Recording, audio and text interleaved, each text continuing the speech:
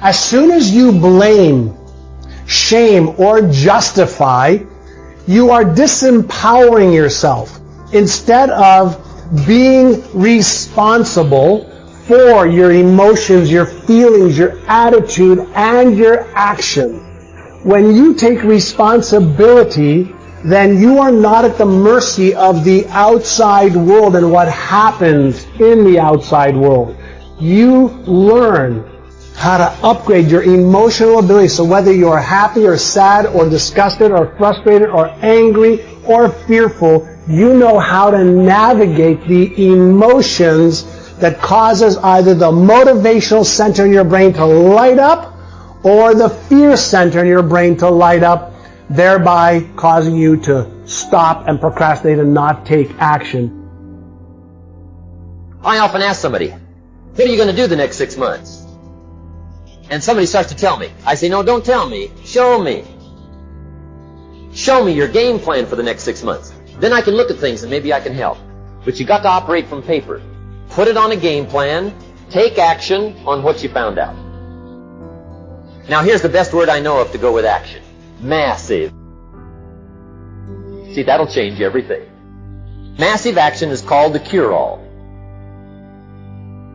If you're going to make calls, make a few thousand. If you're going to make contacts, make a few thousand. If you're going to knock on doors, knock on a few thousand. See, that'll change everything. Okay, so once... At the end of your feelings is nothing. But at the end of every principle is a promise. Behind your little feelings, it might not be absolutely nothing at the end of your little feelings. But behind every principle is a promise. And some of you in your life, the reason why you're not at your goal right now is you just all about your feelings. You all on your feelings. You don't feel like waking up. So who does? Every day you say no to your dreams, you might be pushing your dreams back a whole 6 months, a whole year. That one single day, that one day you didn't get up could have pushed your stuff back I don't know how long.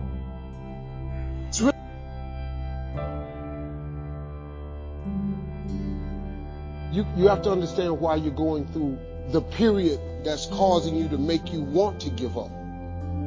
See, the devil has one mission, is to rob you of your destiny. If he can get you to give up, you have been robbed of your destiny. If he gets you to never follow your dream, he robs you of your destiny.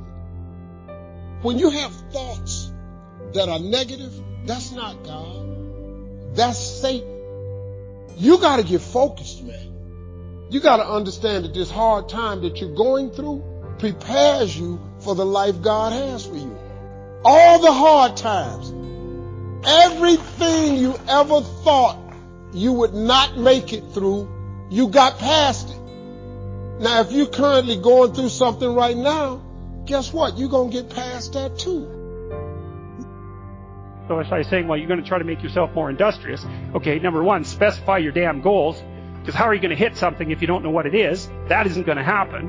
And often people won't specify their goals too because they don't like to specify conditions for failure. So if you keep yourself all vague and foggy, which is real easy because that's just a matter of not doing as well, then you don't know when you fail. And people might say, well, I really don't want to know when I fail because that's painful. So I'll keep myself blind about when I fail.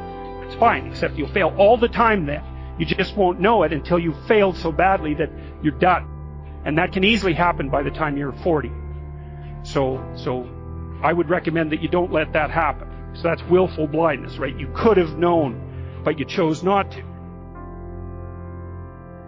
Okay, so once you get your goal structure set up, you think, okay, if I could have this life, looks like that might be worth living, despite the fact that it's going to be, anxiety-provoking and threatening, and there's going to be some suffering and loss involved and all of that, obviously. The goal is to have a vision for your life such that, all things considered, that justifies your effort. Okay, so then what do you do? Well, then you turn down to the micro-routines. It's like, okay, well, this is what I'm aiming for. How does that instantiate itself day to day, week to week, month to month? And that's where something like a schedule can be unbelievably useful. Google Calendar. It's like, make a damn schedule and stick to it. Okay, so what's the rule with the schedule? It's not a bloody prison.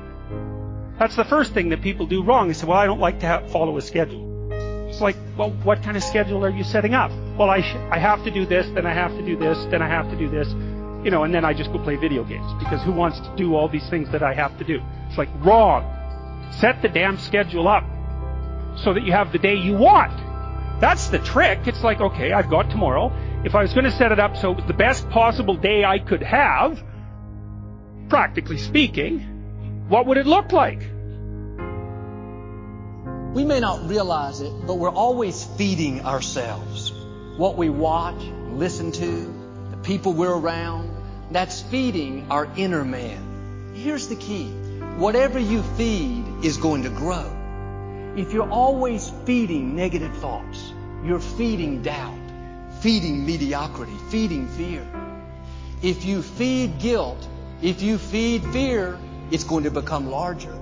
What if you spent that same energy feeding your faith, feeding your dreams,